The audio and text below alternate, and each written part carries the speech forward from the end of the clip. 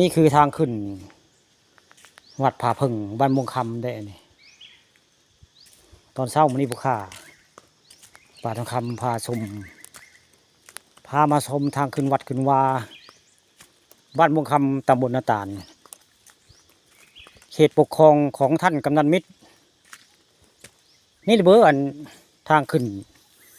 วัดบ้านม่วงคำหรือว่าผาพึ่งบ้านม่วงคำแหละนี่เป็นลาวเลดผู้ใดเชยเพื่ออบเชยว่าต้นรากหอมเขาบอกเป็นลาวเลดได้ข้าเจ้าเฮ็ดไปก็คือ พระอาจารย์เป้าที่เพิ่นย้ายไปแล้วเนาะย้ายไปผู้ได้ไปชัยภูมิผู้ได้ผู้สร้างผู้แปลงกันลาวเล็ก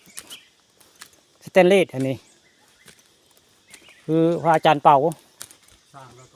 สร้างแล้วก็ไปได้เพิ่นได้กฐินพระป้าไปทางพระป้าบอกว่าเพิ่นได้เงิน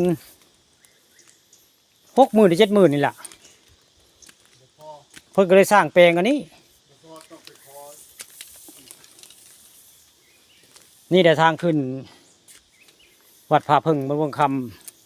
ำสมัยนั้นก็คือบริเวณถ้ำเนี่ยคืออาจารย์เปาอยู่ได้บ้านนี้จักไผมาอยู่วานกำลังขึ้นไปเบิ่งคำลาไปแล้วก็จักว่างเปล่ากับจักเนาะทางว่าทางหาใจเรียกว่าง่ายสงสัยสิมีอยู่ประจักษ์ได้แม่ครูนี่สงสัยอยู่นกก็ห้องได้มันได้ขึ้นมาฮอดได้ขึ้นมาฮอดอันศาลาทางขึ้นวัดธรรมเพิ่งบ้านม่วงคำมาได้นกกระจุกก็ห้องที่เจ้านกกระจุก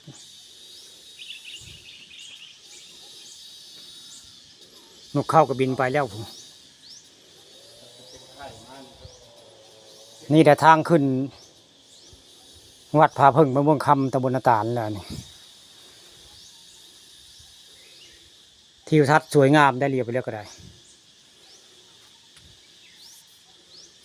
ทางใต้ก็เป็นต้นยางเลย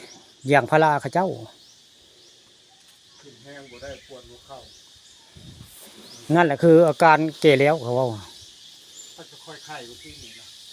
ดูบางคนย่างตำหลังเพิ่นเมื่อยได้เศร้าขึ้นมามันสูงเติบได้อันลายขั้นเติบได้ทางขึ้นผาพึ่งนี่ไม่น้อยขั้นได้มาไม่ยังเบื่อยังครูจะซาอยู่ได้เขาเจ้าว่ามียังครูมาอยู่คือบ่เห็นไผ่เจ้าว่าเพิ่นหนีง่ายแล้วบ่จักได้บ่เห็นแต่อาจารย์เปาเพิ่นไปแล้วไปหลายมื้อแล้วเขาเจ้าเว้าได้อาจจะเป็นวัดห้างอีกบ่จักได้สงสัยเลยนี่บ่เห็นไผ่ของมันนี่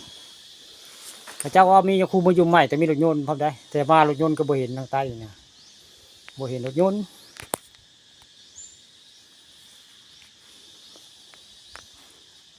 นี่แหละทางขึ้นวัดผาพึ่งบ้านม่วงคำตำบลนาตาลแล้วนี่